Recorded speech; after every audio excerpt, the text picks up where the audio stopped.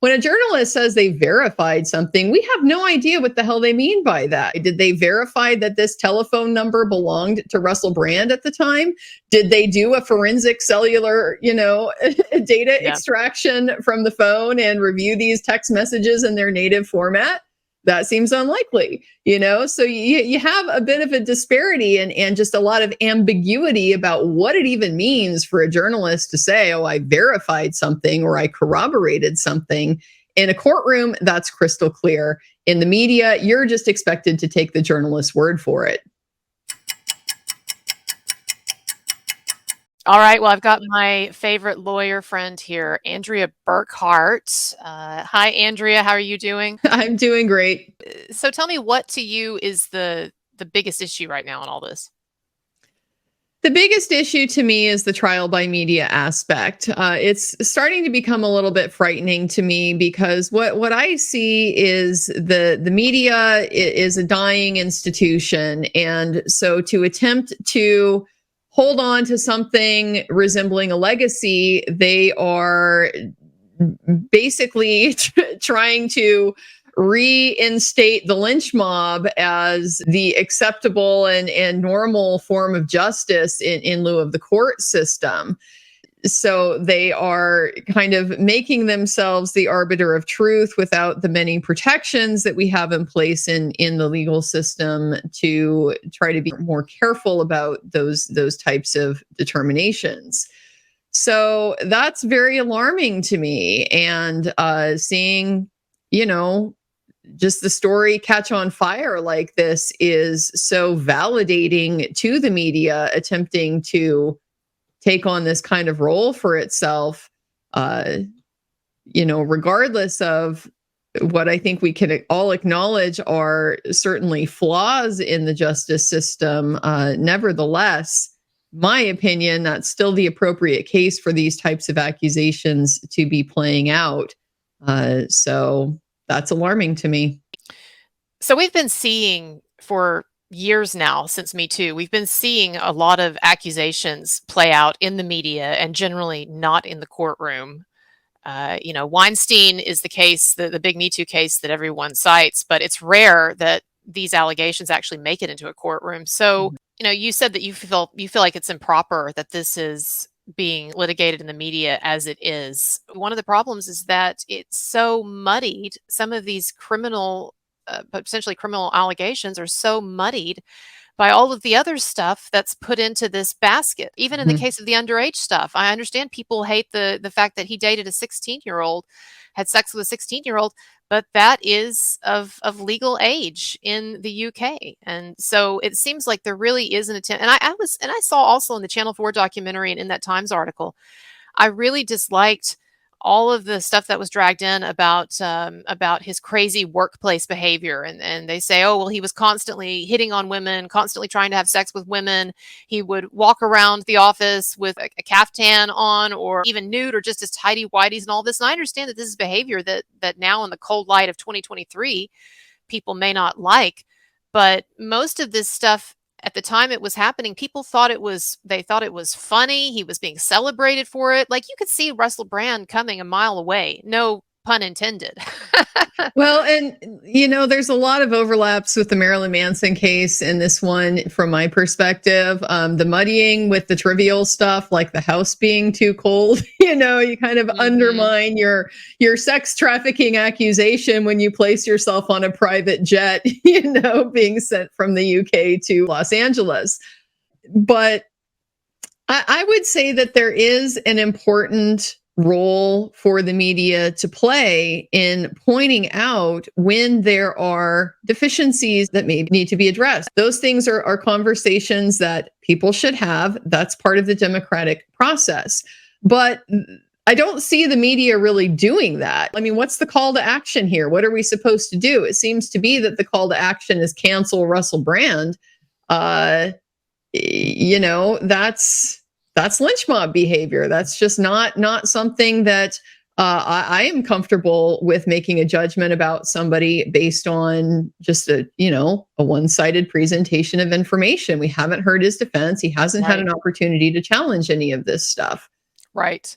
Right. And that's the thing, is that when you watch these documentaries, or even, I hate to say now, when you read the Times and the Sunday Times, which these used to be considered some of the most prestigious journalistic outlets in the world. But nowadays, with the way that the media are, and what we've seen in other cases of, I believe, false Me Too allegations, we understand that when we see these really nicely packaged documentaries or nicely packaged reports, that it's really generally they're not well verified, they're not well substantiated. And you and the lawyer Christopher Melcher, you pointed out something yesterday that I thought was really dead on about Channel 4. And did you want to talk about that and a little slip up where it turns out Channel 4 didn't actually investigate these things? Yeah, well, it's just this kind of bizarre situation where Channel 4 discovered, after they aired the allegations, that some of those allegations implicated them in the wrongdoing that they're reporting on. So this is a pretty serious conflict of interest for a journalist to have, and apparently, managed to slip through their attention. I mean, even up to the point of broadcasting it.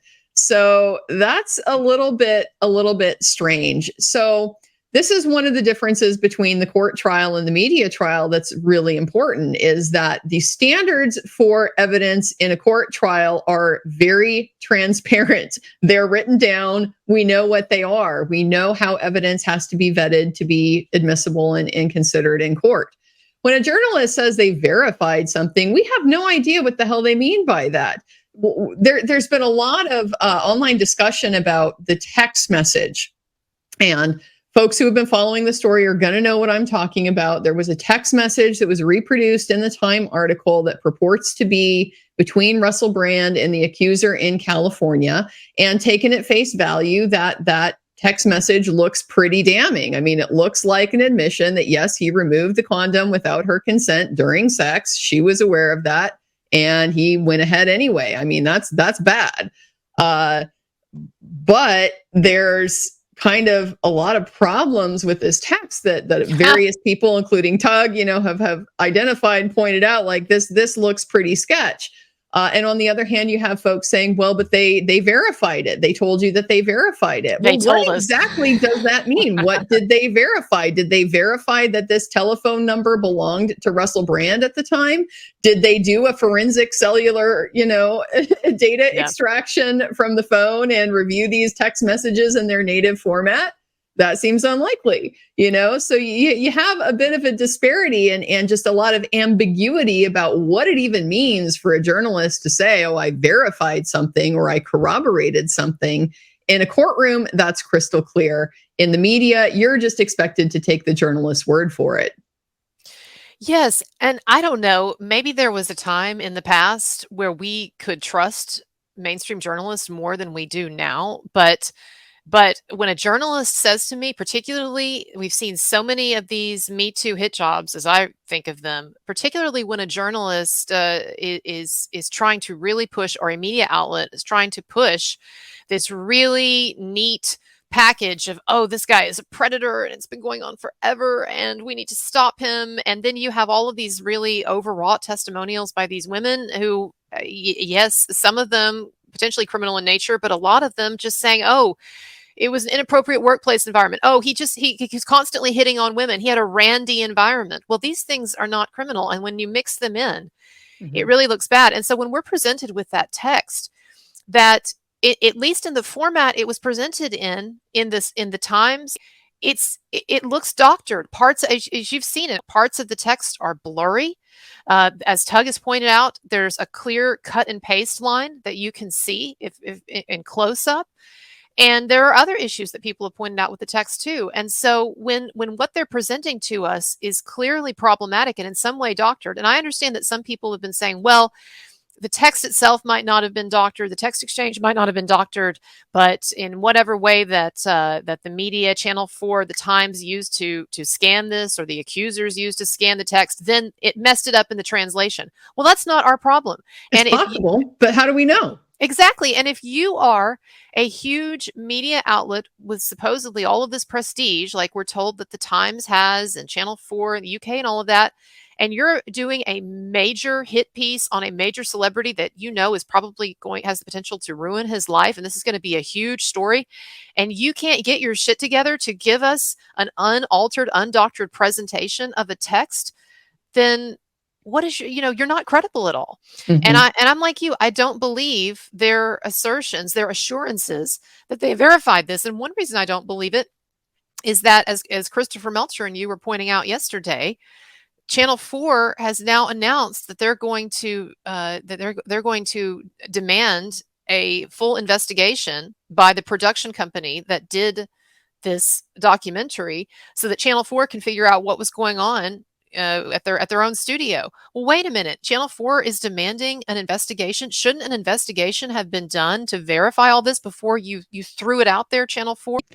Yeah, and one of the things that's really stood out to me, not just with this story, but the story is a particularly good illustration of it. Is how quickly the lines are drawn. It becomes a "what side are you on" type of situation, and so part of the problem that I see is, of course, the media has the incentive to fuel that type of polarization because that creates more conflict. Conflict creates more engagement. More engagement, creates more ad revenue.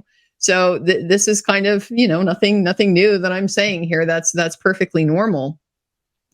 But with something like these types of allegations, all that really does is just create a media environment where then, everyone is looking to just confirm their priors. And so the media doesn't encourage the type of critical engagement with this type of story, those types of priors that we really need to actually have meaningful conversations about this stuff.